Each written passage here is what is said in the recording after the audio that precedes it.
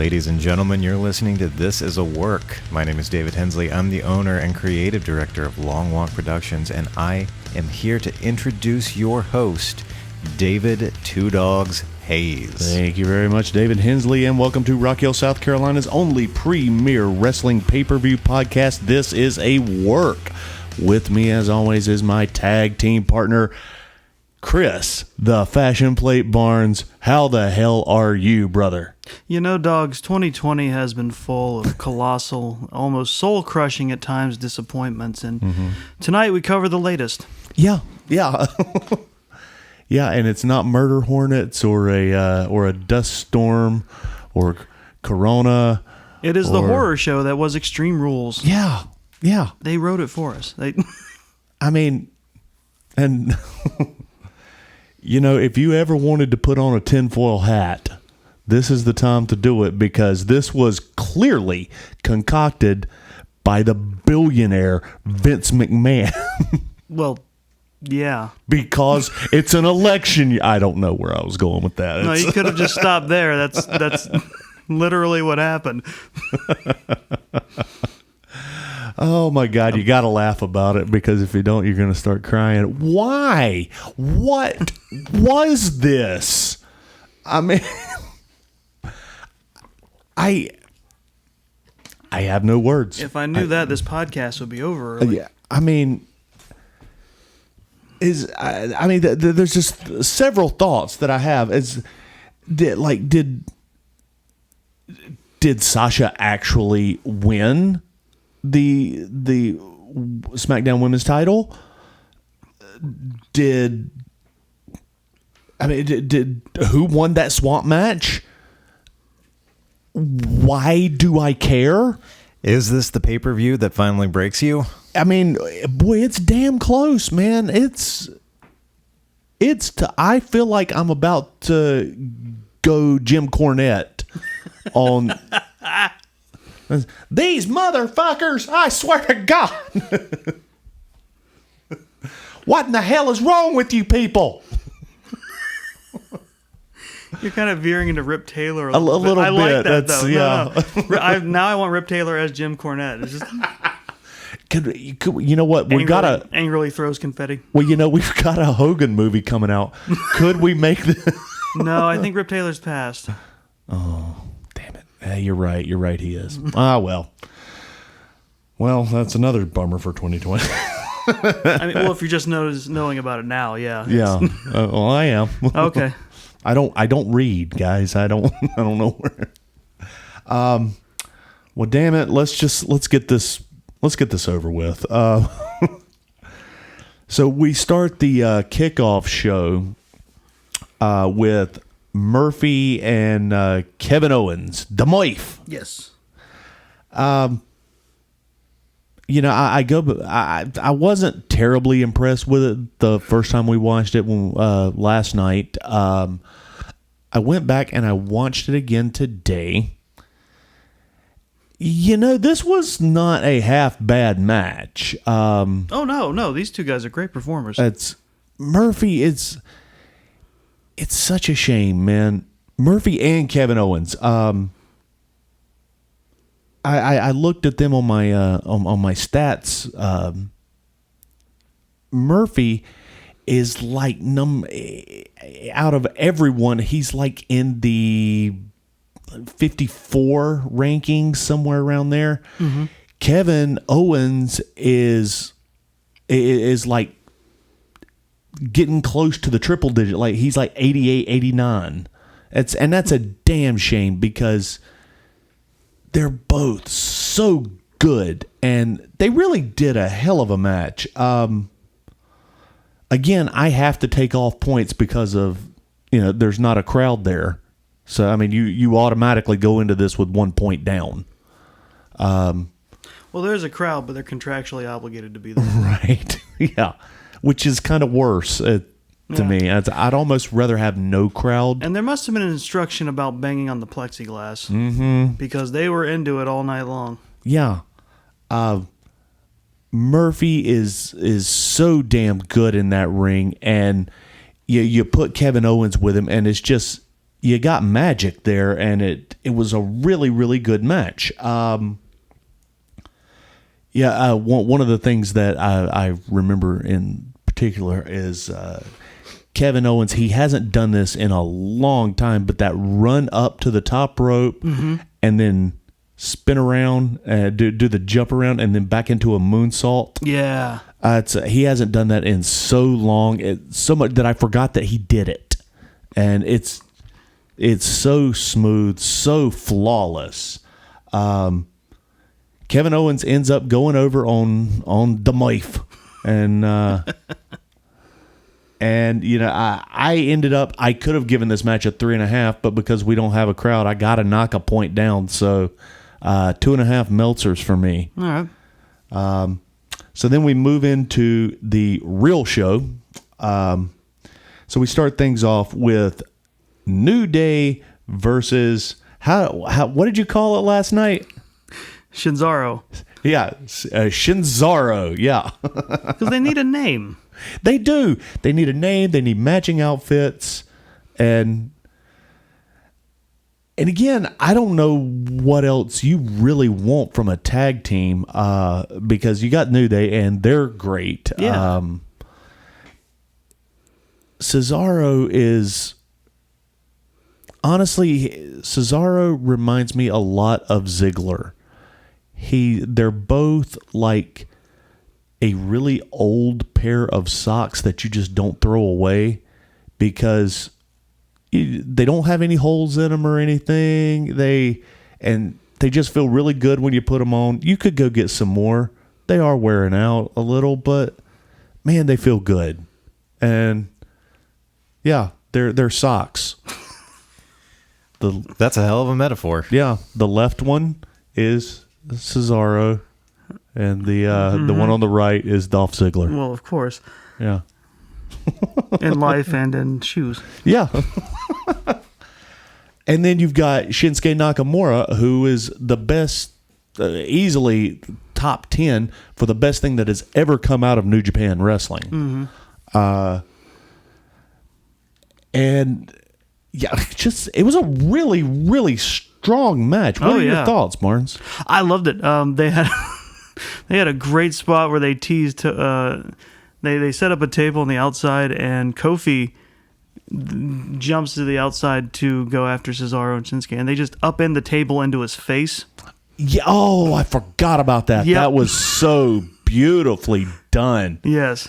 And it's a testament, and seeing that, it makes me happy, but it also makes me angry because it just kind of shows you what they're capable of doing. Imagine if you took the reins off of them and let them just, hey, make me money, and leave it at that. The finish on this one with the double table, it was Kofi that went through it, right? Yep. It was. Yeah, Kofi going through the double table was the highlight of the night for me. Yeah. And this was the first match of the night.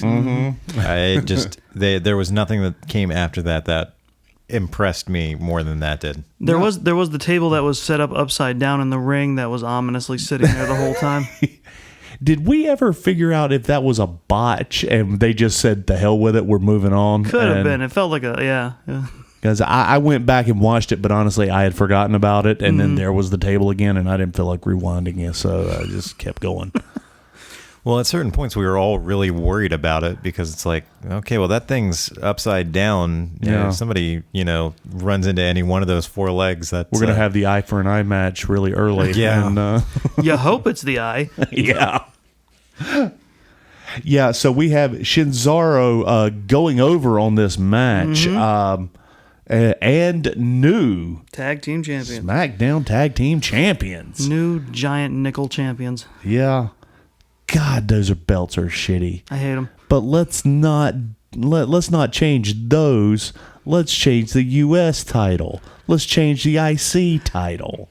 The IC title, I hate. The U.S. title right now, what they've switched it to is kind of a lateral move, honestly. Yeah, I mean, it's passable. But, I mean, why would you invest your time in that when you could have got us some nice belts or not worried about the belts and give me some good storyline? Well, we'll get there soon enough. Yeah, I loved this match. I gave it a 3.5. 3.5 Meltzers. We have new SmackDown Tag Team Champions Shinzario. Shinzaro. I'm gonna add whatever I want. Yeah, I can tell. The Team Harambe wins. They weren't even on this card. That's okay. We're Not on the card, but in our hearts. yeah. Enabling him doesn't do any good.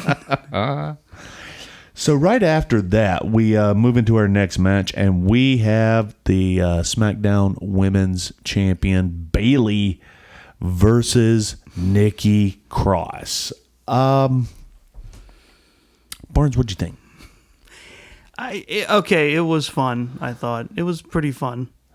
I enjoyed it. There Yeah. was some. My biggest problem is this was it was a spotty match, I don't know if that's Nikki's fault. I don't know if Nikki likes to plan stuff out. I know Bayley doesn't have to, but there seemed to be a couple of botches going on there, and You're right. I think what helped it though was everyone doing a good job of everyone was doing adding little touches that helped gloss over it. I think starting with Bayley, walking out to the ring with her championship around her waist, she steps over to the plexiglass and just rubs her midsection across it. Yeah, which was I don't even know if I should say it. I Sorry. Somebody enjoyed that more than they should have, and I'm just gonna leave it at that. I was uncomfortable watching it in a group. It was We should have all been in individual booths. yeah. If there was ever a time for social distancing,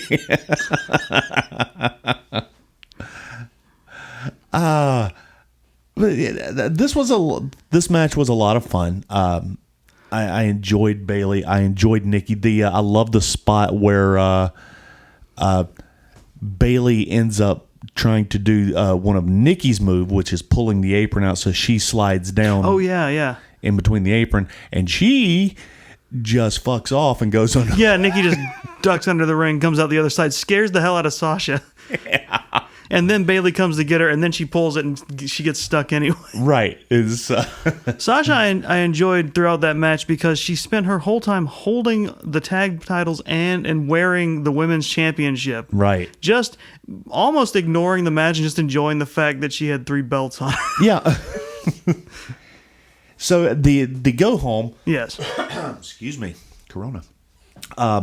So the go home on this match was okay. I didn't like how it ended. I'll just say that. Yeah, it was dumb to me. It was dumb to me too, because I was enjoying the match. Mm-hmm.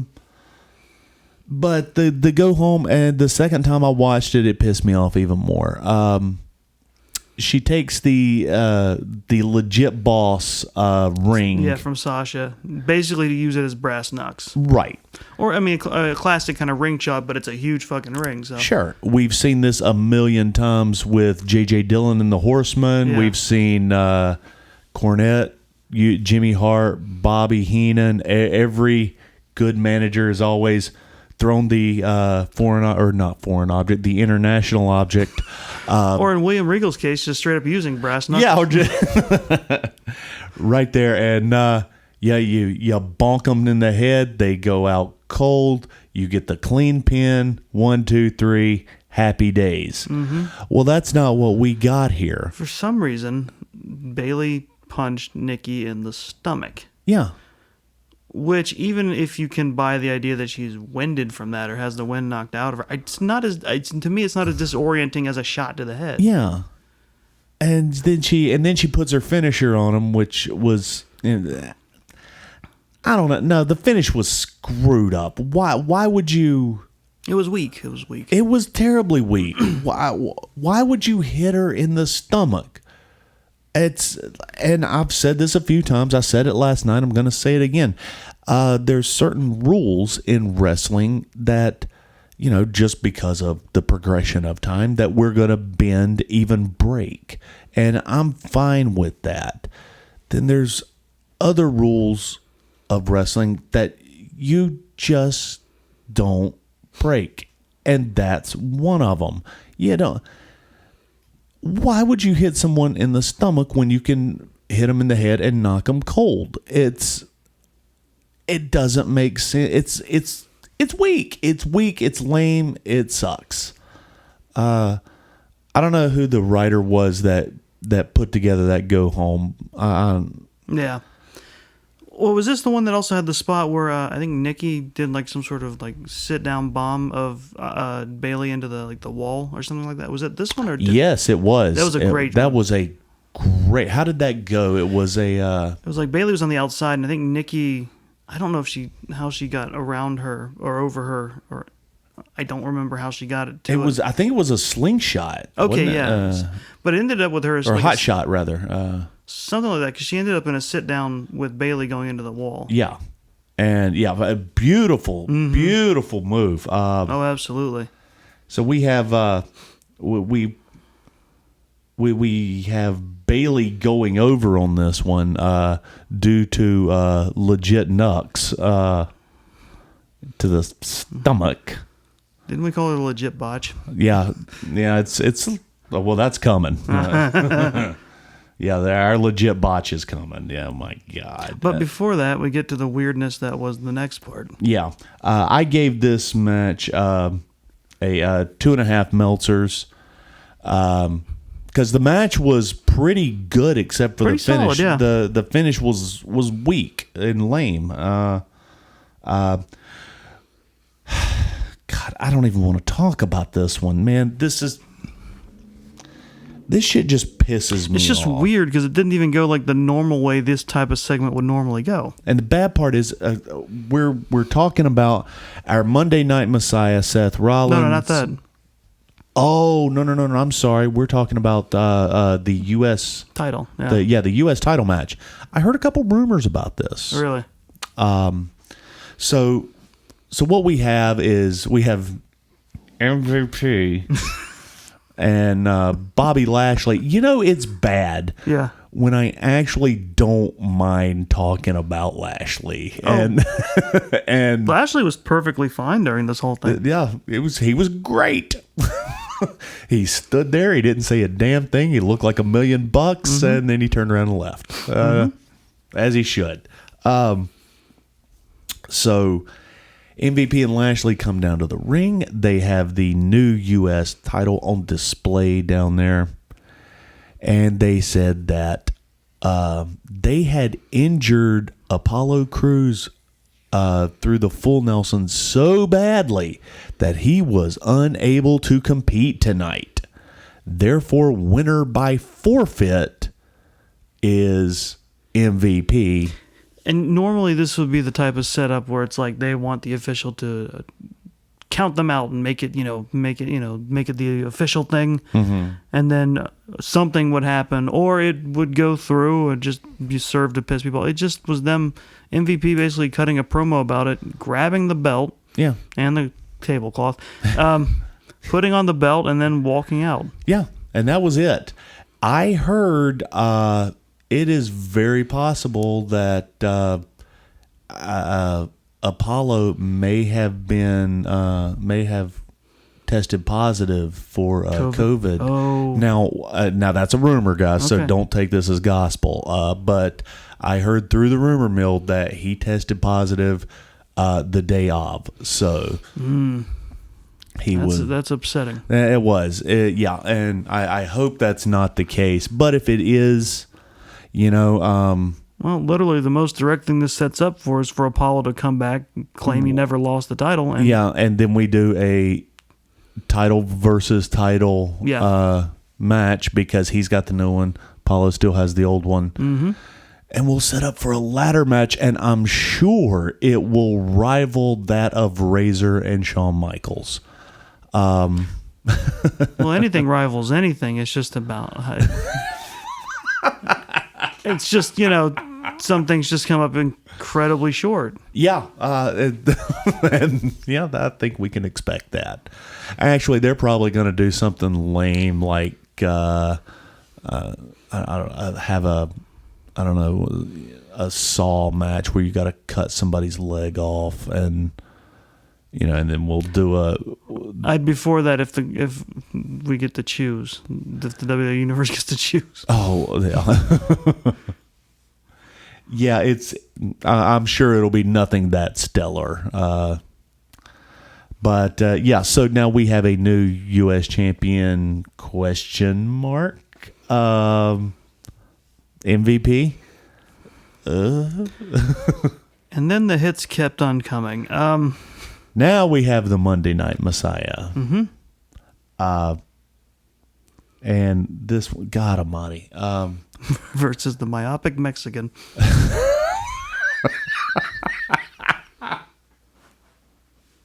Oh my God. Well, what time did you get to bed last night thinking of that? I got that in a good 2:15. Okay. All right, well done. I mean, if you want to be good, you got to put in the work. Oh man, that's why you're here, man. You're welcome. So the Monday Night Messiah, Seth Rollins versus I can't even get it out Ray? now. Ray, it's Ray. Yeah, right? Rey Mysterio.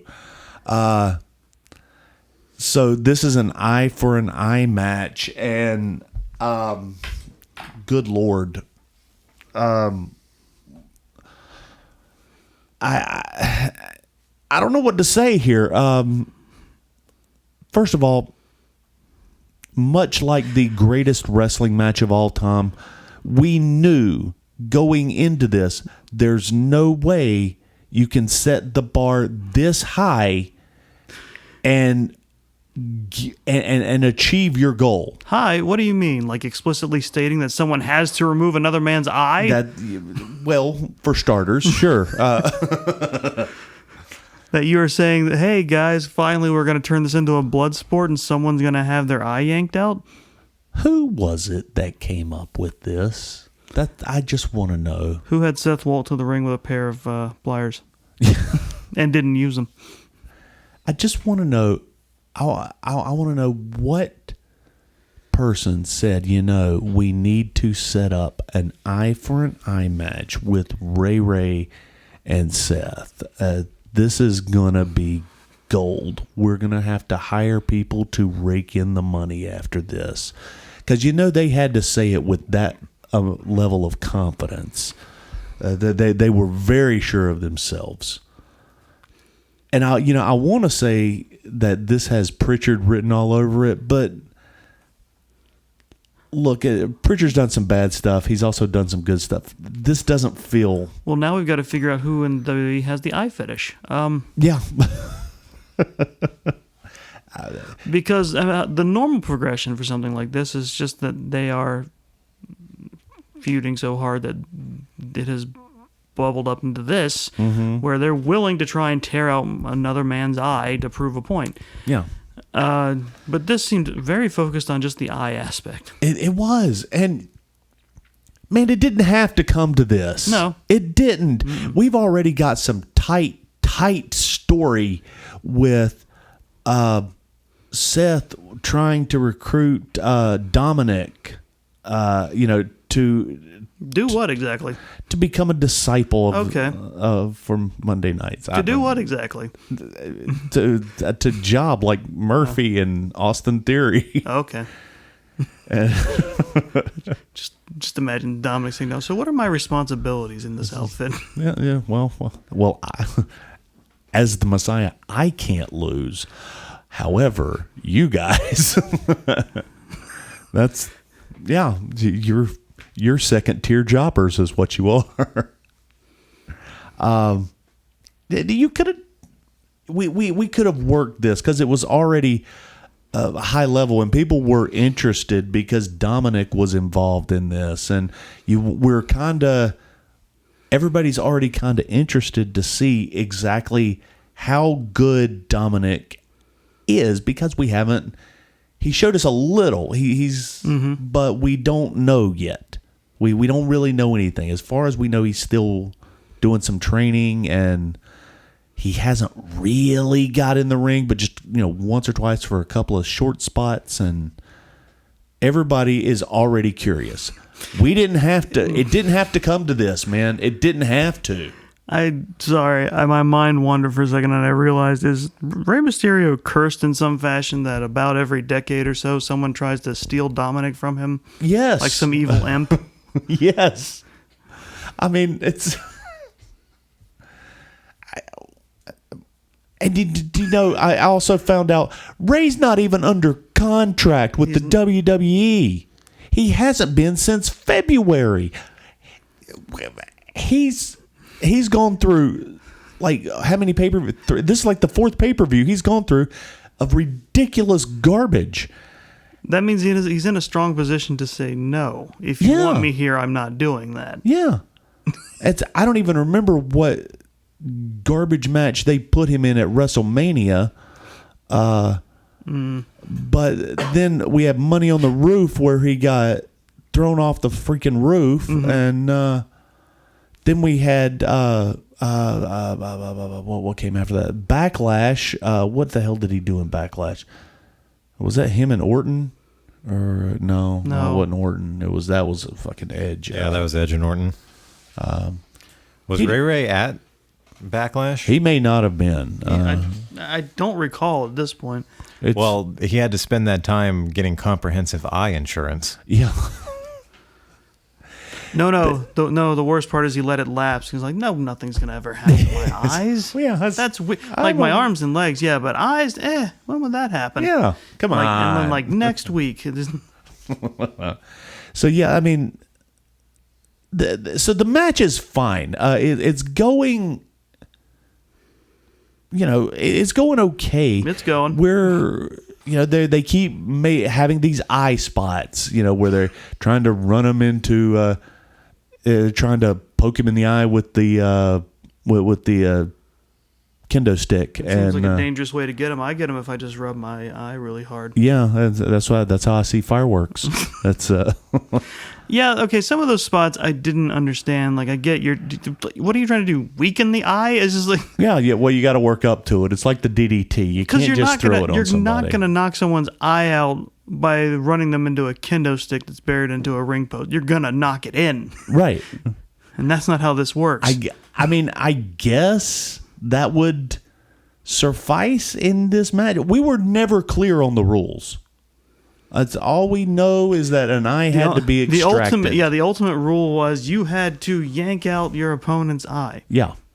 So, of course, they decided to end this match by using the very same spot that started the whole thing. Yeah, exactly. There was a couple of... And, we went back to that tree a few times during this match.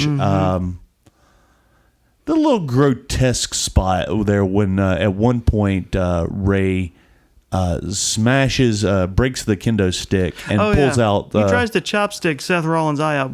Yes, he does. And that got a little wonky there. That was a little disturbing to watch. And then we have the go home on this where...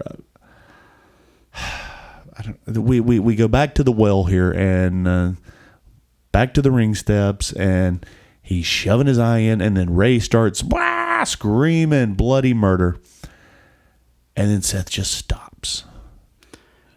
He backs up, and for some reason this time it causes a reaction of him vomiting, which I'm pretty sure has to be a Vince thing.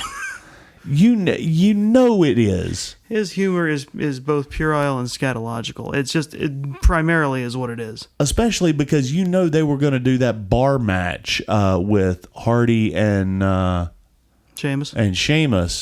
And you know they were going to have Hardy pouring the whiskey down his throat, and he was going to end up barfing cornflakes. Either that or someone's getting a swirly. I mean... Yeah, I mean... thinking about it, it is too bad that Jeff Hardy has gone to AEW. Because can you imagine anyone better in an eye for an eye match where you have to lose your eye than Jeff Hardy. Yeah. I feel like he would have committed, and we would have actually watched a man lose an eye for the sake of entertainment. Absolutely. Yeah.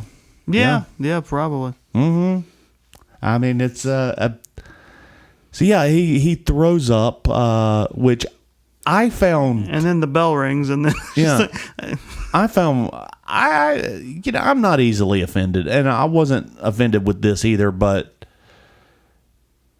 that was just insultingly grotesque. I mean, yeah, there was little to no point to it. Like again, like I said, it's basically the same spot that kicked this whole thing off. Mm-hmm. And now all of a sudden he sees it and he's bleh. And now I didn't catch it the first time we watched it. I had to go back and watch this a second time, which I'm sorry. Honestly, I mean, commitment to the podcast is right here. If any, I watched this piece of shit twice, and I caught there is a split second that they show Ray, and you can see him having his right eye covered with his right hand, and you can see a piece of the eyeball that is protruding from his head. But they only showed it for like maybe half of a beat, and then they boom right back over, back to Seth Rollins, and So that was some sort of. I'm sure it was something that was meant to look like it popped. yeah. And just so you could tease it with the camera. Well, later, because earlier in the match, his one patch, the covering his eye, got torn off, and he had a contact in, so because the eye was dead. yeah, just like Jake the Snake's back in the day when he got blinded by the Arrogance perfume, which I look back on that now and I'm like, damn, those were good times. Honestly, I hated that feud. Honestly, this is almost the exact same setup and execution. It's just it's like that ended with two men with bags on their heads. We discussed this last night. Why could we not have done a Prince of Darkness match? I mean, we've got the built-in crowd that will do exactly what Vince wants them to do.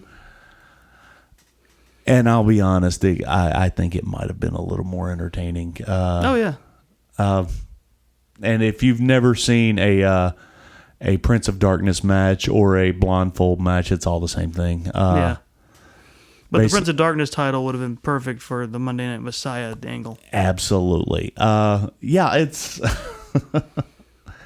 So this ridiculousness is now over, and Ray lost an eye. Seth's over here puking. Seth's over the corner puking his guts out. All because you wanted to save a couple of bucks. It just doesn't make sense. Who did that? I mean, you just watch that and it's like the match overall was pretty decent. The match was decent. It was a good match. But it's overshadowed by the fact that you spend the whole time going, okay, how do you take the eye out? You're promising an eye coming out. You set the bar so high. There was no way you were gonna live up to it. Yeah, you Absolutely. couldn't have. And then of course the what does happen is like not. I wanted something terrible and tacky, and I never expected it to be good. No. I was not expecting good, but I was expecting outrageously funny bad. Yeah. Why not? Just go for it. What we got was just, I don't know who that was meant to please. Well, see, was it Vince, do you think? I mean, and it's not like they're not making fun of themselves, because I want to say it was the segment before this match. Yeah. We had Firefly Funhouse with Bray. Vampire Bray. Bray looking very much like a classic afternoon horror show movie host. Yeah, and he says, I'm about to reveal one of the most horrific things that I've ever seen. And then it flashed over to that karaoke bullshit that they did 2 weeks ago. And Bray... So they're aware. And Bray, because quote-unquote, Bray's scared and looks like, that's the wrong clip. Yeah. So, yeah, they're aware of the shit they're doing. I mean, there are people in there who are okay with when something bounces hard, when something does not go well. Yeah. They can laugh at themselves. But there are other people who just can't, or they think what they want or they like is clearly what needs to happen. Yeah.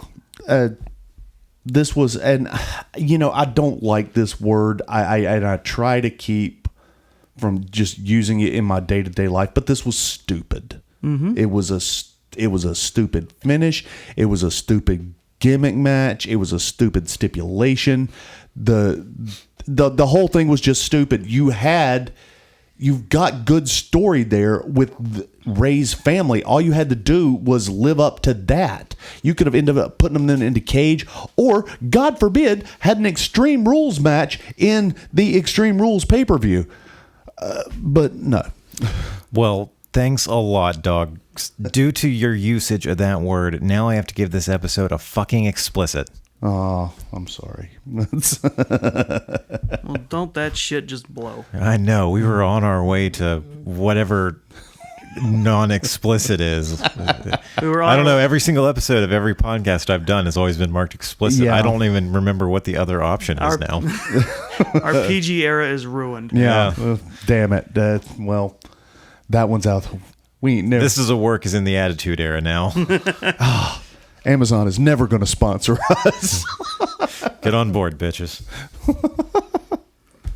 So, yeah, look, and, we talked about Bailey and Nikki and how that was a good match, but the finish was lame. Okay, this is a really good example of why finishes matter so much. Theirs was lame. It wasn't awful. It certainly wasn't a stupid finish. It was just weak, as you said, Barnes. Yeah. This one was stupid. It was ridiculous. It was an insult to wrestling fans that are watching this, and it's because of that I gave it one Meltzer, and I think honestly after watching it a second time, I kind of want to give it a 0, but I know. I wouldn't be able to live with myself because, honestly, the match was good. That discounts all the hard work that Seth and Ray put in. Yeah, and the match was good. It's just the go-home was so bad. And I ask you, honestly, in 5 years, when they're talking about Extreme Rules 2020, are they going to be talking about, man, that was a great match? Or are they going to be talking about that weird-ass eye for an eye match where the go-home was so ridiculous and Seth puked? They'll spin it and not show the puke. I mean, the selective memory they'll display is like, they'll show the best parts of that match and then be like, and Ray lost in this. Well, not the WWE universe. I mean, the fans. Oh, the fans. They're going to remember Seth puking. Yeah, oh, absolutely. They're going to remember the stupid-looking gumball that he had that he was using for his eye. And that's important. Here's why: because that's that's the job of the fans. I get tired of saying their stupid phrase for fans. That's our job. We're gonna love you when you do it right. Yeah, and we're never gonna let you forget that you did some dumb shit. The bullshit you pulled. Yeah, I'm never gonna forget the gobbledygooker. That was the worst thing that I had seen in my young life. Was the gobbledygooker. Oh, I'm sure at the time. I mean, and it's infuriating at the time, especially if you find the unaltered audio of it. That I'm sure the network has already pasted over. Is like, oh yeah, when it's in the ring and dancing, and Piper is trying desperately to sell it. On commentary, you hear the crowd booing so hard. They fucking hate this turkey. Now at this point, it's kind of circled back around and say, okay, it's funny now. It was not funny back then, but they were trying to seriously present it to you as a thing. Yeah, and I remember waiting patiently because at that time, pay-per-view was a thing. But let's be honest, my mom and dad ain't gonna buy me a pay-per-view. That was a high ticket item that was not allowed in the Hayes household. That reminds me. I will say that does pertain to a conversation we had after the fact, after the pay-per-view with Katie. As I didn't answer it then, but I was just thinking about it. It's like it does help soften the blow nowadays, and honestly, I guess it kind of lets them get away with it more often. That when they do pull out a wet fart of a moment like that, that it's easier to brush it aside because you're not paying what you used to pay for pay-per-view back in the day. Right. You're not paying at least $30 Yeah. or more. Because I mean, by the time it was in the 90s, it was like normal stuff was usually about $30 Yeah. for a pay-per-view. The special stuff was higher, especially yeah. WrestleMania. Yep. Gets up there to $50, and then it was 60 and 70, and And back then you would raise holy hell about I paid that much for that shit. oh god, man, Vince McMahon owes me so much money. Yeah. So much money. But I think that helps. Honestly, it helps them now because essentially that lowers the bar for them. Yeah, It lowers my expectations. Well, it's like it's like, well, that was, I don't feel that was worth the $10 I pay a month. But then again, here's the entire library of wrestling I can watch. We were talking about that last night too. Yeah. It's honestly, it's like this U.S. title versus U.S. title thing that's going to inevitably happen. Yeah. You got two people in there. One of them is a just horrible over the hill sack. And then Which one? And then on the other side you have Apollo Crews that he's a great talent, but you've ruined him for me. You've jobbed that man for years, and you've jobbed him so long that, number one, I'm shocked that you even gave him the belt. Number two, I don't care. and then on top of the fact that he can't cut a promo in the first place, that now I really don't care. So what is inevitably going to happen, I'm not excited for. They need to pull in Ron Truth to just be his hype man. Why not? Yeah, Because he's already got history with MVP and Lashley coming after him. So he does. Yeah. Why not put him in there? Be Apollo's hype man. Absolutely. So yeah, this match gets one Meltzer for me. Yeah. And to whoever it was that came up with that idea and had the balls to say that to somebody, just fire yourself. Do us all a favor. Just quit the business. You're making tons of money. You can live off what you've taken from us, and just go. We'll call it even, and just go away. We don't want to start a war. We just want you to leave. That's all we're saying. Sincerely, the WWE Universe. Wish you all the best of luck in your future endeavors. Next up, we have the Raw Women's Title match. Asuka, current champion, versus the legit botch herself, Sasha Banks, who we're calling the Blueprint now. What? Yeah, Bailey's calling her the Blueprint. It's not the word. It actually makes more sense than the legit boss. I think Matt Morgan's going to sue somebody. Yeah, I know, right? So this match happens. It happened. Started. There was a couple minutes there wasn't bad. I'll be honest. At this point in the night, I had kind of drifted away. Yeah, couple minutes there. It was okay, and then Sasha started botching. The one in particular that the camera just cut away from was her on the second rope, and weird cutaway, you hear a bang, and Sasha's on her knees, and she's selling. They tried to, play this off as something else. I'm honestly kind of surprised they didn't immediately replay what happened. Yeah. That's kind of WWE style sometimes. No, actually, what they did was they played another clip from what happened just before that.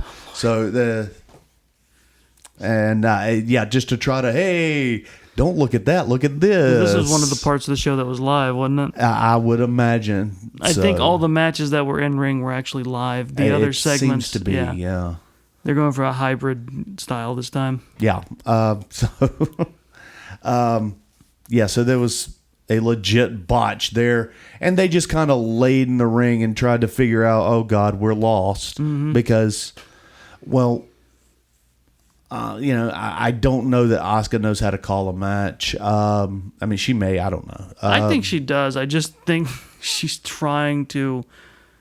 Asuka also goes to the level of her opponents. I've said that a few times, and that is her weakness. I think she was trying to corral Sasha in the whole match. Yeah, and so then they're laying there, and they get back up, and then they kind of figure out where they want to go. Asuka ends up spraying, shooting the mist into the eyes of the referee. The finish was kind of funny. It was. I don't hate this finish. Yeah, she actually misted the referee.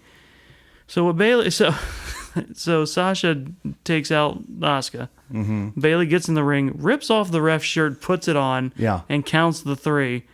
And now Byron Saxton is. God, there's certain sentences that I just hate saying, and this is one of them. Byron Saxton is being the voice of reason here and going, she's not a referee. We're not recognizing this. The official decision is not recognizing her as a champion. And Bailey did storm over and make the bell ringer ring the bell. Yeah.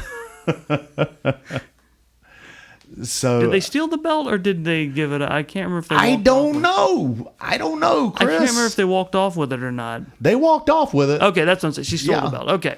Yeah, they. But I mean, is that what happened here? Is this? It was Wikipedia says it was ruled a no contest. So. Oh Christ! It's. Fuck. And. Well, I mean, basically, there was no conclusion to the match because the ref was out and. Yeah. Chicanery happened. I mean, let's be honest. What should have happened is Asuka sprays mist into the eyes of the referee. Therefore, Asuka's been disqualified, or at the very least, a new. Since I think how I usually often see it played is like, since the ref who could make that call is debilitated, just when the new ref comes out, he just starts from that point and is like, okay, fresh, yeah. Yeah. So Sasha wins. No contest. Basically, no one wins. Most of all us. Yeah. I actually kind of like the finish. Yeah, the finish was pretty fun. But this one's reversed from the other two problems I had last time. It's true. The finish was cool here. I'm fine with that. But and then them swiping the belt and making out like heels. The problem that I had with this one was the match itself, and that is solely the fault of Banks. I can't be kind about it. She looked bad. She had a couple of good spots in there that she did look pretty good, and if she would. In fact, I think I even said something about it the other night. As Sasha was the first 2 or 3 minutes, she was sticking to her ground game, and she didn't try to do anything silly or stupid, and it was fine. Well, now the moment that I said that is when we had the first botch. Shelby at one point turned to you and said, "Doggz, stop talking." Yeah. Every time you opened your mouth, the opposite started happening. Yeah. Yeah, and that happened a couple of times. So I gave this match 2 Meltzers for the go home. Yeah. And Asuka just doing her damnedest, man. I feel like you were very generous with your rating and your review. I hated this match. I honestly, in going back and watching, I hated it too. That's something, but it did make me think of something that should happen from now on, which is while Asuka's a face and using the mist, people should keep trying to taunt her or trick her into spraying it at an inopportune moment. Yeah. Now, I will say this. Watching this match the second time, Chris, you'll remember this. Some of you folks listening at home may remember this. Remember when Bischoff was running things in WWE and he brought out 3-minute warning? I remember. And yeah, man, that was so. Whenever there was a lame match that was happening, about the 3rd minute of the match, here comes 3-minute warning. The tag team, these 300-pound Samoans, just came in and just started jumping off the top rope and just destroying whoever it was in the ring, and then they just fucked off. And every single time we had a lame match, that would happen. Mm-hmm. You know, why can't we bring that back? Let's get Strowman. Let's get you know what? What's the guy's name? Brodus Clay. He's not doing anything right now. Let's get him back in there. Let's let him be 3-minute warning. Have him send him up to the top rope and squash Asuka and Sasha when they start jobbing it up. Man, I'm just saying. Let's throw that in there. If we gotta have them, then let's do that. Well, then who's the women's side? 3-minute warning.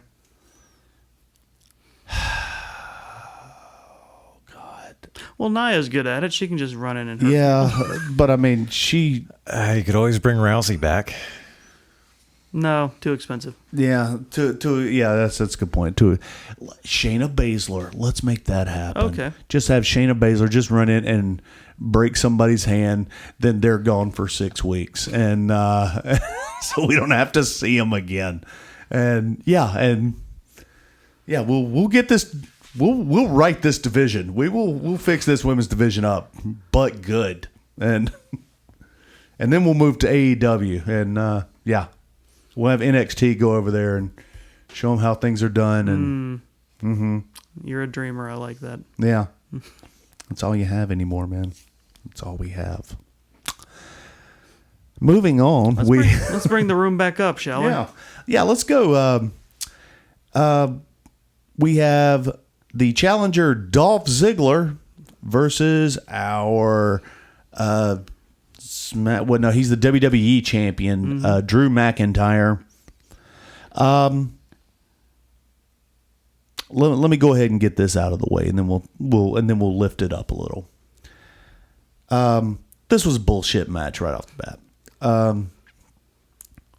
No one that watched this pay-per-view looked at this and said, I think Dolph Ziggler has a chance. Oh yeah, that's true. Nobody that's thought true. this. No one thought this from the start. He's good enough to pull it off and make Drew look like $1 million. Well, yeah, I mean, that's nothing against Dolph. It's just that's the perception that they put on him at this point. He's that right sock, man. Mm-hmm. He's that's what we call a callback.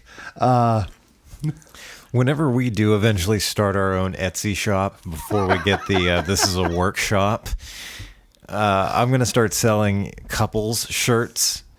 Yeah. Like the bride and groom can wear right sock, left sock shirts. Yeah. I think we got $1 million idea there. I'm telling you, man. All I'm going to say is it costs you $0 not to have ideas like that. But think about how much money we could make. I'm going to keep having the ideas. We might as well monetize them. Well, I mean, yeah. Cesaro for the left sock. Dolph for the right sock. It's and a beanie for Shinsuke Nakamura. No. One of those nice wool ones that just keeps your head warm in the winter. It's Where's your head at right now? I don't know. It's in the clouds. It's been a tough year, man. But yeah, no, I think anyone who stopped and thought for a moment would just be like, no, Dolph's not going to win. Right? Yeah. Yeah. Nobody thought that. Having said all that, like again, nothing negative to Dolph. It's just, no. unfortunately, the way his career has gone, it's just the way that they have presented him. Yeah. You know it's not going to happen. Yeah. Even though in a lot of people's minds that Dolph Ziggler is still over, it's just he's not over with the right people. Nope.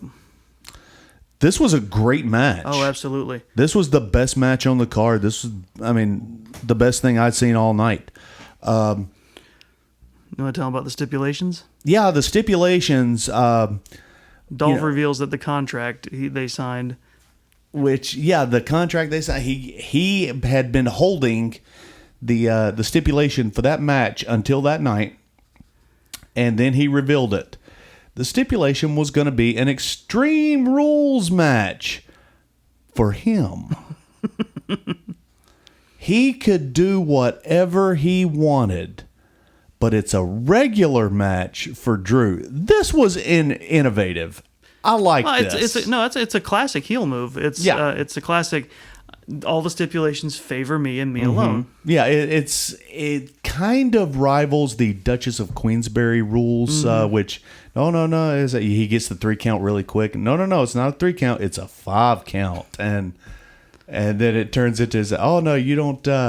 If you throw him over the top rope, it's a disqualification. But if you go under the rope, it's okay. And it's like choking is actually allowed here, and it's. And everything is stacked for the heels. Very similar, this match was. And well done. Oh, yeah. Very well done. There's a spot I especially love where Drew and Dolph are on the outside, and Drew gets Dolph up to vertical suplex him.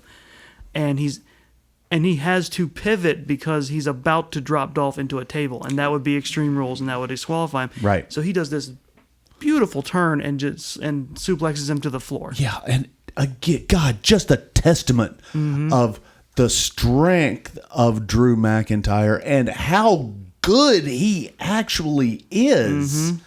And God damn it, it's really a shame that he is a champion during the worst possible time. He should be hearing crowds and crowds cheering. Yeah, because he deserved that. Yeah. And I personally think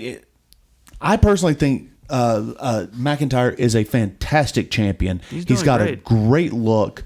He's not stellar with the promos, but he's good enough. He's got enough natural charm that he gets through it. Yeah. Women love the man. Guys think he's cool. He's the reason you buy the tickets if we were selling tickets. He's the whole package. And I think it's just a damn shame that we're in the middle of this and we're not. He could be selling out arenas, and it's upsetting when I think about it. It is. Because he'll go down as one of the lowest grossing champions. Through no fault of his own. Through no fault. It's no testament to his drawing power because there's no way to draw right now. Right. But nobody will look at that. Yeah. They won't remember that we're in the middle of coronavirus. It's we're just going to be. Is like, oh yeah, you remember 2020 when they didn't have crowds, man, and fucking McIntyre was champion, man. Oh my God, what a shit time that was, and that's how it's going to be remembered, and people will look back at that era, laughably, and I think I just made up a word, but no, laughably, I think is okay. Well, good. I mean, English is a living language. Sure. We'll add it to the Urban Dictionary. You're just Shakespeareing it up, adding new words to the lexicon. There we go. I mean, if anyone out there wants something to get mad about, they just added, oh my God, the word just left me. Irregardless. Yeah, oh my God, they added Irregardless is to the actually dictionary. Yeah. No. Exactly. Here's the thing. It's not because it's a proper word. In fact, in the dictionary, it's listed as not a proper word, basically. It's common usage. It's just that's how it's fallen and that's how it's coming. this is partly my fault, guys. Okay. I have to admit, I used to say irregardless a lot, specifically because I knew how much it pissed off my wife. It used to infuriate her. Well, when the announcement came through on Twitter, the comments poured in as, "Oh, this is the end of the English language," which was a bit much. People were decrying it as just, "Oh, terrible." Da, da, da. People having extreme reactions in 2020. Yeah. It's just say it ain't so. It would have been the same in any year. It's just people want to be fucking pedants. Look, I'm someone who really enjoys and tries my best to maintain proper spelling and grammar rules. I like grammar in general. But it's just, you're going to have to let go and let God with some of this shit. Yeah, I suppose so. If someone says something that sounds bad to you, but it gets the idea across, you're just going to have to let it happen. It's like, being a pedant about this is just... Yeah, irregardless of your thoughts or feelings. There, see? Damn you for getting to that joke before I could. Boom! Ha! Quick like a bunny. The point is the ear part of irregardless is a nonsense and redundant. But it adds nothing to the word, and it already means the same thing. But we were talking about Dolph and Drew. But thank you for coming to Long Walk Grammar. Well, see, you shouldn't have started about it, because I could go on about this. Oh yeah, if this show is nothing if we don't go on tirades. I wanted to talk about something I like for a change. Said the wrestling fan. Right. Again, I love this match. The only thing I didn't like about it is just the fact that we're using Drew because you knew what was going to happen. Yeah. He was a placeholder, because quite honestly, they don't have anybody else for Drew. Brock's not coming in. Brock is all but a germaphobe, and he's not going down there. Yeah. And plus, I don't actually blame him anyway with his diverticulitis. I wouldn't. If I was getting paid what he's getting paid, and he doesn't like being around people anyway, this is actually, he probably couldn't be happier. This is his best case scenario. Yeah, he was. Oh, thank God. I hope this coronavirus never ends, because I'm gonna sit here on my ranch in Minnesota with my wife and kids, and I don't ever have to see another living human being. And that's just the way he is. He's sitting up there now with a big freaking grin on his blonde stupid head. And that blonde fleshy pumpkin he calls a head? Yeah. Yeah, I gave this 4 Meltzers, man. The best thing that I saw all night. Drew retains, and that's all. Nothing else happened. So I want to thank everybody for listening to This Is a Work. And remember, if you got out of bed today and that swamp match have a good night, everybody. Damn it, we got to talk about this. Do we? We can put it to a vote. I could just cut the episode there. Yeah. If you enjoy the show, please leave us a rating and a review on whatever platform you're listening on. And don't mention the swamp match. What swamp match? No, Chris, this is a work. If we're going to talk about Shrek, it has to be Evening and Stand on Long Walk Talks. Can we? I'd love to. Okay. All right. I would have liked for Shrek to show up. I said that. I know. said that. I wanted it. Just player 3 enters the game. Have Eddie Murphy come in. Hey, can I come stay with you? And I mentioned Shrek, and everybody went, some. Bro, let me just hang out with you for a little while. You know what everybody likes? Parfaits. You don't ever ask me, hey, you want a parfait? And they go, hell no, I don't want a parfait. People love parfaits. I would rather listen to 10 more minutes of that than relive this fucking match. This fucking fanfic somebody wrote and produced. All right. So God damn it. Let's fucking do it. So we start this thing out. Braun pulls up in his truck, and there's and cult leader Bray is sitting in a rocking chair waiting on him. yeah, Buzzard Bray, Yeah, okay. and he's sitting there rocking away in the middle of the road. No regard for other traffic. No. And he gets out of the car. It's just rude, is what it is. I mean, evil's one thing, but that's just rude. Yeah. And he goes, "I'm home," and they exchange words or whatever, and then the lights go out. Now, weird to do on a road. Yeah, they're outside. How'd that happen? I guess maybe the headlights went out, but you still would have saw him. Yeah. And then when he comes back, Bray's gone, but the rocking chair is still there, and Braun and still rocking. Yeah. And, horror show. Braun picks it up. I'm making a point of explaining this. Braun picks it up and throws it against a wooden post, and it breaks apart. That's important for a few minutes later. Yeah. The sign says, "Abandon all hope for ye who enter here." So then he goes walking in the swamp. And somebody once told me this. Sees a bunch of edited in stock footage. Yeah. Animals and whatnot. Mm-hmm. And then he gets accosted by some ninjas. Oh, yeah. No, redneck backwoods ninjas. Yeah. What is the deal with the fucking ninjas? Why? Well, why do we have to have ninjas every show? Don't get me wrong. I love a good ninja. And we'll put that on a t-shirt too.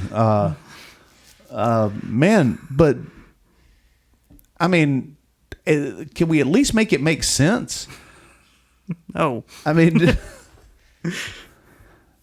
so we could have debuted Boa here, as long as we're talking about the ninjas. Basically, well, to say ninjas is a stretch. They look like they're cosplaying as Jason from Friday the 13th Part 2. Yeah. One of the ninjas didn't even have a hood. Well, that was important for later. Yeah. And I think he got hit with a shovel at this point. He stumbles upon his self. That's what it was. Yeah, we had a very Empire Strikes Back moment where Braun goes into the swamp and he sees himself when he's trying to fight Bray Wyatt. So the Bray Wyatt with the mask on hits the Bray Express. Wait, I'm getting confused. With a shovel, whatever. It doesn't matter. He ends up in a shed with chains laid over the top of him, which is something we forgot to talk about in the Ray match about him getting tied up. Quote, right. Unquote. Oh, well, there was a toolbox in that match that they were pulling stuff out of. I noticed there was duct tape in there. How they're going to pop an eyeball out with that, I don't know. Yeah. But at one point, yes, there's a thing of rope, which I really wanted to see Ray take and try and angle it towards Seth's eye. Yeah. But what happens is Ray grabs the rope, but then Seth grabs him and ties him to the ring rope. He just basically just bunched it around the ring rope, and as soon as Ray moved, he was free. Ray just holding on to the rope like, oh no. Well, the same thing's going on. He was holding the ring rope. Yeah. Well, the same thing's going on with Strowman here. They laid some chains on top of him. He's in a rocking chair with chains wrapped around him, struggling to get free. A rocking chair that looks exactly the same as the one he threw against a post and broke apart. Yeah. I'm pretty sure if he flexed, the rocking chair would have broken under him. Yeah, it would have had to. Well, then Bray comes into the shed and starts cutting a promo on him. And I would have loved to have heard what Bray was saying. Oh, I'm sorry. Go ahead. I mean, just start listing off what points he was making real quick. Well, yeah, you couldn't hear a damn thing because all you heard was apparently the boom mic was so close to Strowman that all you can hear is just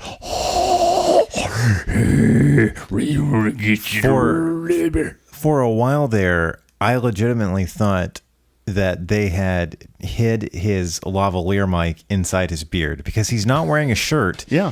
while he's sitting there, and the breathing was just so pronounced and so clearly recorded.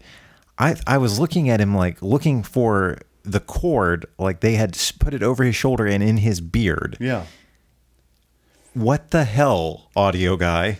Yeah, and this is not a short promo. He goes on for a minute, and friends, Romans, countrymen. I mean, he now is the winner of our discontent. But I mean, he takes a soliloquy. He brings it home, Daddy. I mean, this is a long promo, and I never even when I went back and watched it, you know, I still couldn't get half of what he was saying. But you know, the gist of it was, I have to destroy the monster that is Braun Strowman. And look, and I'm shitting on Bray a little bit, but you know, Well, I mean, you didn't give him Braun's answer. yeah. I mean, what the fuck is this? Well, then at some point he brings out Lord Damien, remember the snake, Braun, and he does all that. Well, the snake apparently bites him, and then he starts hallucinating, and so then he's out of the shed and he's walking around, and then you see this woman on the dock, and you think, holy shit. It's Sister Abigail. Oh, they've been teasing this, and there's been rumors circulating that he's actually going to bring Sister Abigail into the mix, and it turns out it's Alexa Bliss. Or is it? And then we do flash cuts of the Team Little Big and them doing their whole shtick. Remember? Back like 3 years ago. When it wasn't better, but it was slightly better. She calls to Braun, is like, "Oh, we can be together forever. Just come to me." And he goes there for some reason. And he says, "Okay, I can see no flaw in this logic." And so off he goes. And I'm trying to remember what happened at that point. Didn't more redneck ninjas show up? That's what it was. It was more redneck ninjas. And that's when we had Bizarro Dominic Dijakovic come out there. And guy looks... Yeah. See, he was the only one without a mask, so you can see his face when he gets lit on fire. So, he beats up Bizarro Dijakovic and jobs him out. Fake Dijakovic lays on the ground and then just immediately catches on fire from the campfire that's been lit like 2 feet away from him. Mm-hmm. And he just... Braun doesn't even try to help him. No. He just... No, and at one point, they couldn't even get this right because Braun goes to kick him while he's on the ground. Yeah. And the obvious choice to make here is Braun kicks him into the fire. Yeah. No, instead, Braun kicks him slightly closer to the fire. Yeah. But still a solid foot away from it. Yeah. I don't know, guys. Meanwhile, all of this, Dave pointed out the lighting was so bad that basically whenever Braun was walking, it looked like he had a weird filter effect, motion blur around him. Yeah. Yeah. Well, and I think we can probably chalk that up to artistic integrity because he was on... No. They get no breaks from me. He had been bit by And plus, I don't give them that much credit. I don't give the artistic I'm not team going here. to assume that happened on purpose. He got bit by a venomous python. Right. So... Right. Oh, you're right. What was... Fuck off. Anyway, Braun gets to a dock and Bray is there. I don't remember how. I don't care to recall. Yeah. He's back on another fucking dock. He decides to slam him. It looks like into the water, but he's in a boat. He gets slammed into a boat. The boat... He pushed him away, and then the motor started. No, it just fucked off on its own. That's what I wanted to do. Yeah. Well, then I was like, okay, is it over? I guess that's it then. Well, then the boat's coming back from another direction. Yeah. Meanwhile, in my head, Yakety Sax has started playing. Yeah. He circumnavigated the world and came back. I was really hoping when the boat pulled up, it had a bunch of stamps like that said France, Spain, Europe, and Asia, Japan, all this good stuff.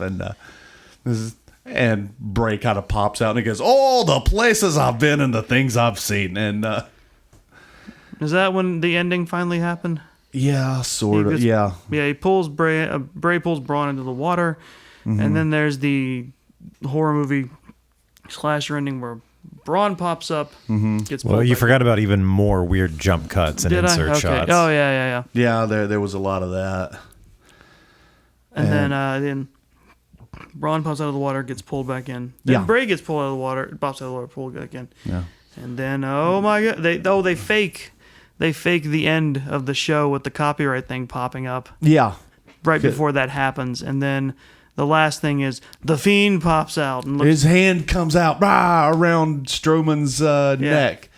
And Oh wait, no, he got him by the jaw. He did the jaw. Yeah, that's it. Yeah. And then Whatever that's called. It ends with the Fiend popping up. So Bray won. I don't care. It's like somebody.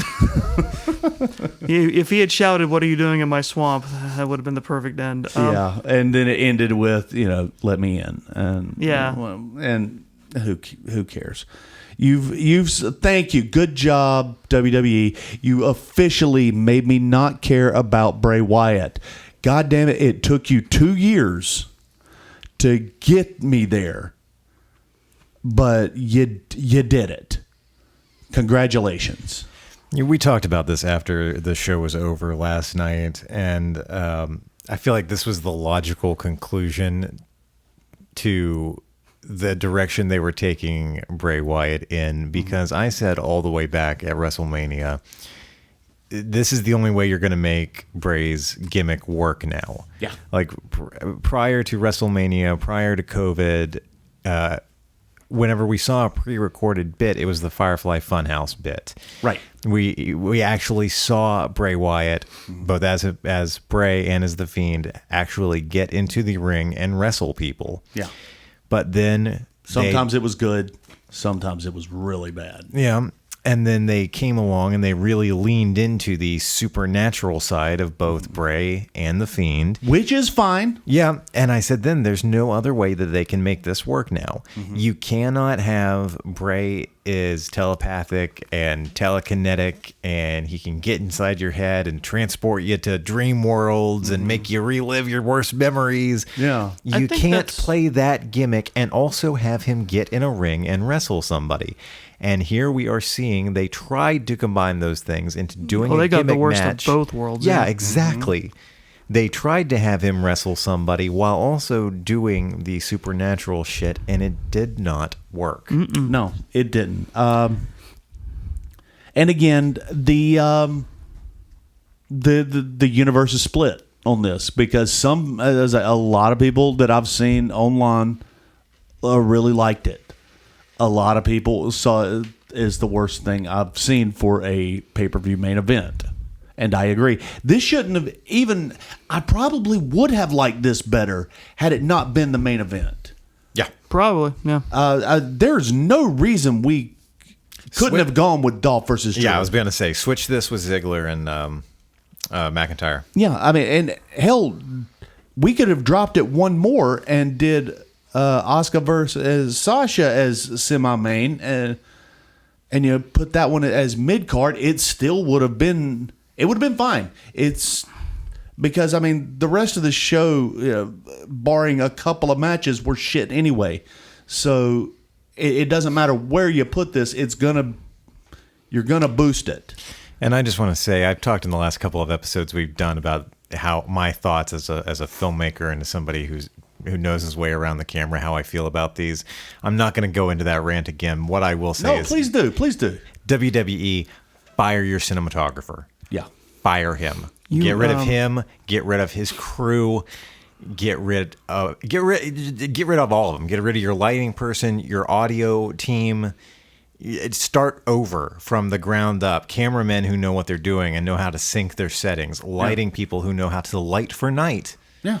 That is what all these matches that they've done outside at night, they don't know how to light those. If you compare them to all the stuff they've done indoors, where they don't have to rely as much on lighting because they've got overhead, they have good sources of light that they can put in there without making them overtly obvious.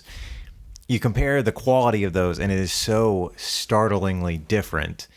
And then, of course, there's from Braun. Yeah. Just fire everybody. Fire your DPs, fire your audio people, fire your lighting people. Start over. Yeah. It's because I. Sorry, rant over. Yeah, no, it's fine. It's because there's a difference in what they're doing when they're presenting it as a live sports show versus the TV show that they want to produce. Right.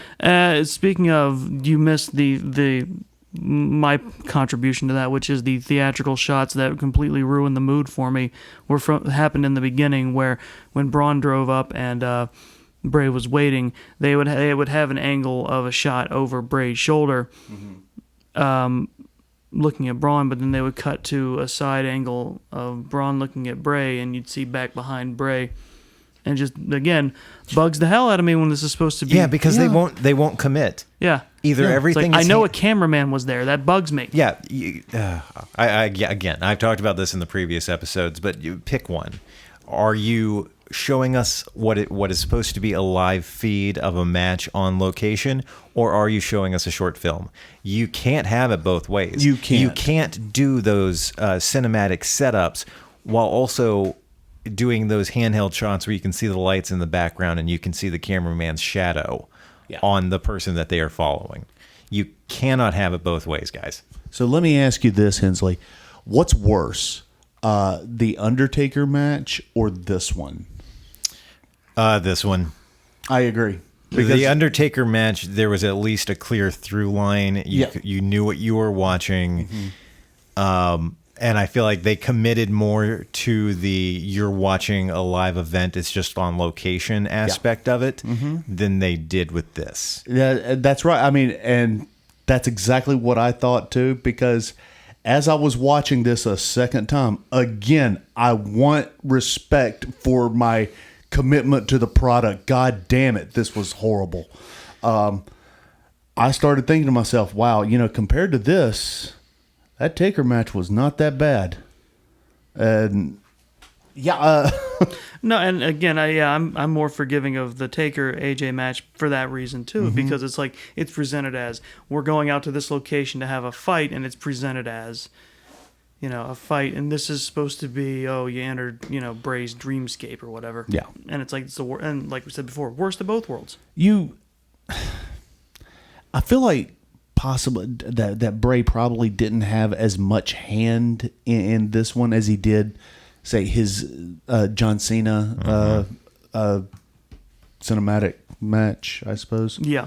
I don't even know what to fucking call the damn things anymore. It wasn't. That wasn't a match, but it was very entertaining. Yeah. So yeah, this is -5. This is -5. Sure. It wasn't a match. I don't know what to tell you guys. There was no match here. And we don't know who won. It was technically. Was it no contest? No. Well, again, Wikipedia has said that Bray won. So. Oh, give me a. Fucking. How?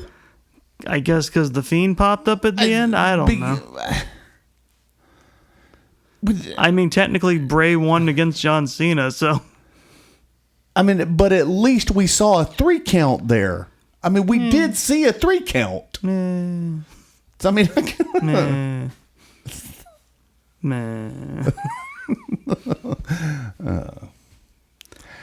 yeah, I don't know, man. Well, I mean, they're working very hard on making it a whole like Freddy Krueger scenario. Yeah.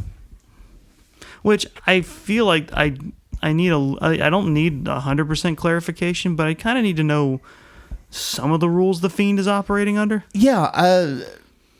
Because otherwise, you go into his mystical, magical dreamscape, which wasn't there before with Bray, and he's pretty much nigh unbeatable. So I guess it does correlate to Freddie, because once you pull him into the real world, Goldberg pins him in under 2 minutes. Yeah, then there it is. God, why did you bring that up? Oh my! To just show how uneven they are, because they're trying to make the Fiend look like this nigh unbeatable thing again, but that happened. Yeah, that happened. They heavily promoted that it would happen. Yeah. And so, and this just leaves a million questions, and they're not good questions. They're so. Are we done with Buzzard Bray now? Was that just a flash in the pan? Do whatever?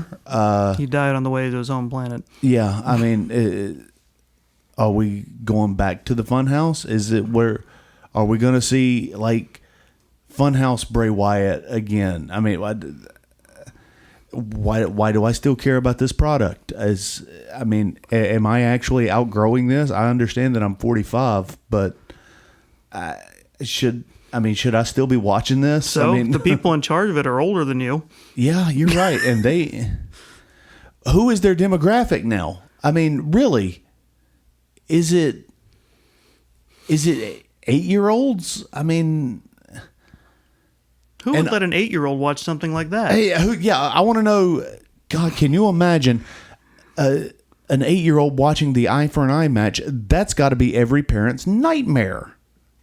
Them running around with broken pieces of wood, running at their brother, trying to. What are you two doing? We're having an eye for an eye match. Oh, okay, carry on. Yeah, that's wrestling. Honestly, the safer alternative is to sit him down and let him watch RoboCop. Yeah. Okay, dinner's at 5, sweetie. Now maybe the eye for an eye match, not so bad. I don't know, guys. I'm going to give this whole pay-per-view. I'm being very generous, and I'm giving this pay-per-view a 2 Meltzers. You are generous. I did not expect a positive number. Yeah. Well, and the reason I am is because there was some, although not much, there was some good out of this. Yeah. One of the good things, this pay-per-view was over at 9:30, guys. Yes, it was. 9:30. That's beautiful. Mm-hmm. Man, we got time to go. Now, granted, I ended up staying up till midnight. That was my fault. But and also, granted, that's because they had to drop an entire match. That's true, too. It would have went to 10, which I would have still been fine with. Yeah. Because I'm pretty sure that in an alternate timeline, we are all still watching WrestleMania 2019. Yeah, I'm quite sure. Yeah. Yeah, I'm. No one noticed COVID happening because. Yeah, God, 2019. That was such a. That was the longest WrestleMania. Oh, God, and it wasn't even that good. It's hard to believe that was 8 years ago. Well, let's go to it. Chris Barnes, who do you have for best dressed? I'll be honest, I don't care. No, not even care. I can't remember. I just just trying to think about everything that happened that night, and I don't want to. Give me a second.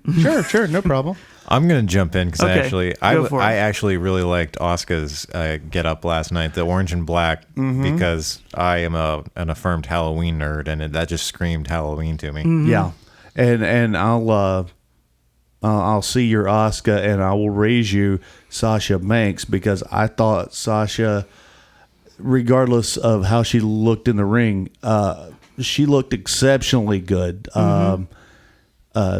Last night, and I don't usually say anything nice about Sasha Banks ever, but she except towards the end of the match, which I don't think we talked about either, where her weaves was starting to come off again, and and it does that every 2 or 3 pay-per-views. She starts to lose her weave, but yeah, Sasha Banks gets mine for best dressed. I'll say, I think for me, Seth looked really good.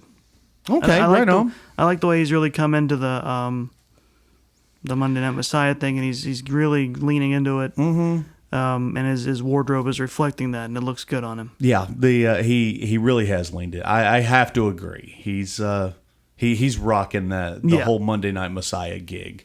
Worst dressed, what do you got? Oh, Braun.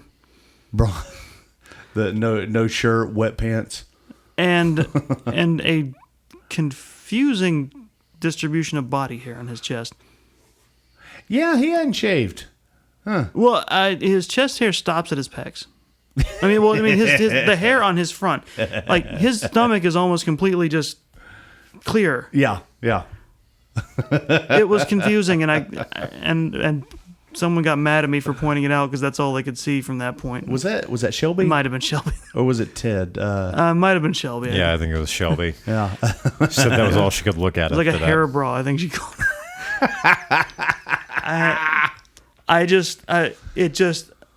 I was looking for things to actually want to pay attention to, and that's Yeah. All right, Mr. Hensley, best performance. What do you got? Quality of the bit aside, I'm going with Bray Wyatt, just because. Okay. Even when the matches, if you can call them that, aren't good, I still enjoy Bray's performances, and especially when he was That's doing fair. doing the vampire. yeah, that bit was great. Yeah. Mm-hmm. I can't argue that. I cannot deny it. Well, what do you got for worst performance? The same thing. No, the audio guy for that bit. Yeah. Like, wow, what a... I could easily, say the DP or the lighting person, but I could have dealt with either of those two things if we could have understood what Bray was saying and weren't just... He just wants them all up against the wall. Yeah. You fired the whole team, yeah. Yeah. You know what? I was tempted to say Bailey again for like the 12th time, but actually I didn't actively hate any of her promos or her on mic stuff last night, so I was pleasantly surprised. Yeah. Yeah, Bailey is coming into her heelness. It's still not great, but it's mildly amusing and it's getting funnier. So I'm content with it. Guys, I think that about does it, man. So our next one is going to be in September. What is that one, Hensley? Why are you asking me? Because I'm the one with my phone out? Yes. Stand by. Yeah, there's or is it an AEW pay-per-view? Well, I know there's an AEW pay-per-view coming up. I think you said in September, right? Yeah. Yeah, I want to say yeah. So I think that's probably That's right. Yeah, their next. Yeah. Okay. So August 23rd. So it looks like we're going to have two back-to-back episodes to do that week because on August 22nd, NXT TakeOver Boston. Ooh. So we'll be doing an episode of this as a takeover with Shelby and Gina. I hope they make it to Boston. Yeah. And then the next day, Sunday, August 23rd, SummerSlam. Oh, right. Yeah. And then September we'll have the Full Gear. Is that what it was? I want to say yes. I'm pretty sure it's Full Gear. And then they haven't announced it, but they're supposed to have one in November as well. Right. So yeah, we've got some stuff coming up. All Out. All Out soon. Yeah. All Out. September 5th, 2020. All Out for AEW. Okay. And Full Gear will be November. Yeah. And then they've basically put a large gap between that and the next time they might have one. Yeah. They're saying that maybe not till March of next year. Yeah, I mean, that would make sense. Well, they only do about 4 a year anyway, which is as God intended. That's the way I like them. I like my pay-per-views few and far between because then it makes it more special. It's not just, us, grubbing for more money. Also, they could put a little more work into the builds for these things. Again, as God intended. We could, because we didn't even realize one of the original Big Four is coming up next month, SummerSlam. Yeah. And what are they doing for it? Mm-hmm. Yeah, probably that damn U.S. title for title match. Yeah. No.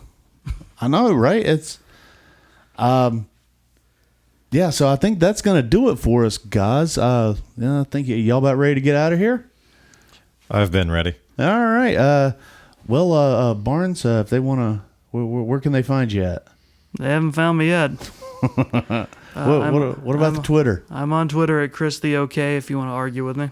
Yeah, and I'm Facebook social distancing, but if you want to hit me up, I am on Instagram. This is a work podcast, so you can look that up. Find me there.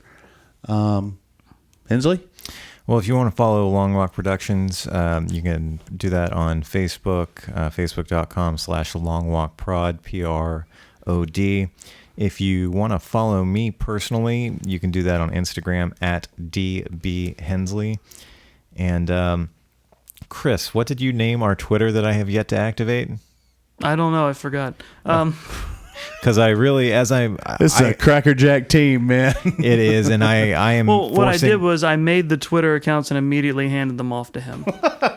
Yeah, and because I have to start pulling away from Facebook. It consumes too much of my time arguing with people these days. Okay, so I made you. Which one do you want? The one for podcasts?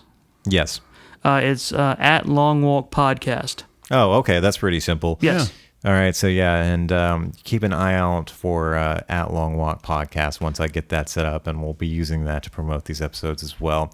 And I could not get This Is a Work. Someone has it, and we have to find them and kill them. And we will. In the show notes, you can also find links to the Long Walk Productions YouTube channel where you can see more of our original work, and also the Long Walk Podcast channel where you can see the backlog of episodes that are no longer streaming. Now, what about? Do you have a Long Walk Talks coming up? What are you going to be doing it on? We haven't set a topic yet, but since we did 2 Tarantino episodes back to back, we're now going to be doing 2 off-topic episodes back to back, and that sounds wonderful. And it looks like it's going to be. We're going to be recording that next week, the last week of July. Oh, right on, good. Well, guys, I want to, and also please don't forget to listen to This Is a Takeover with Shelby and Gina. Man, we had Shelby and her fiance over the other night for the pay-per-view, and man, I haven't seen them in so long. It was really great seeing everybody, and man, it just really made the night worthwhile because the entertainment value was just abysmal. So I'm really glad that they came over there for that train wreck. Man, I want to thank everybody for listening to us. I want to encourage you to tell a friend about us. Like, subscribe, share. You guys are the reason that we're staying afloat here. So spread the word, man. Tell everybody the good news. Let's talk about This Is a Work. Let's talk about This Is a Takeover. Let's talk about Long Walk Podcast, Long Walk Talks. Long Walk Podcast in general. Keep us keep us afloat, man. Keep us running strong. And until next time, for Chris the Fashion Plate Barnes and David the Producer Hensley, I just threw that in there. How did you come up with that? My mind's it runs like the wind, dude. It's also my favorite Christopher Cross song. Also breaks like the wind. How dare you? Guys, if you got out of bed today and you had a job to go to and there's somebody that cares about you when you get back home, guys, this match is over and you just won via pinfall. Thank y'all very much for listening to This Is a Work.